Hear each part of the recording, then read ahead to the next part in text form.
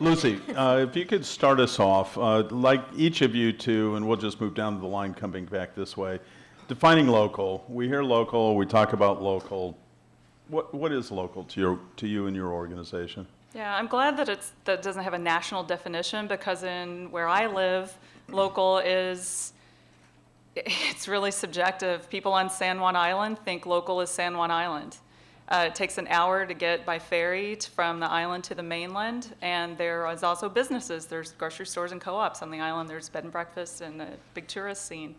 But local to someone in Seattle might also include the whole state of Washington. You know, as someone in, Vancouver, Washington might think local is down through Salem, Oregon. So it's, the boundaries are sort of where your specific infrastructure can make it possible for you to market your product or have access to products. So when I used to work in market research, and local could be anything from Parmigiano Reggiano, it's made somewhere in a local community, but it's nowhere near where I am, but it's still considered a location, a place where people are and traditions are maintained. But to me, it really has more to do with access to our farmland and the market that would provide them the revenue. Also, I would say there's no hard and fast definition, and really local is a combination of things. It's whatever's the closest possible sustainable product for wherever you live, and that can mean a variety of different things. But I really think also, somebody talked about it this morning in terms of local as a philosophy.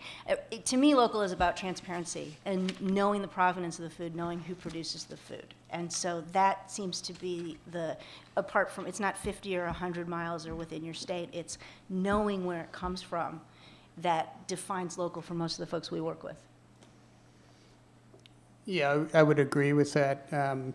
Particularly because, the travel time for the farmer or the product isn't that far. And equally important is that, we can go and walk the farm, see what their practices are like, and that tells you a lot about their growing philosophies or their animal husbandry. So I'm almost disappointed this wasn't a more controversial question. Our organization also very intentionally does not define local. And we work in the Regional Food Systems Program on the supply side. And I think I didn't mention before that our organization has a over 15-year background in farm-to-school programming. So what we really emphasize on the demand side is, as Erika was saying, transparency, so that buyers can make informed decisions about exactly where their food and their products are coming from.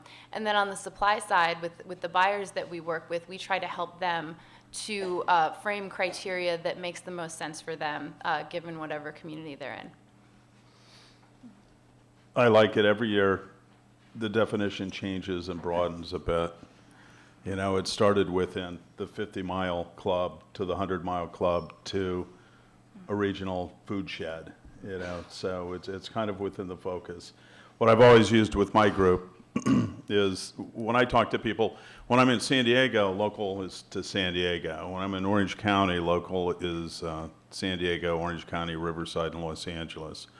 And then when I'm here in Los Angeles, local is California. So it's really, it's a customer's perspective. So it really comes down to the transparency, knowing where things are coming from, and what they stand for seems to be a unified thought.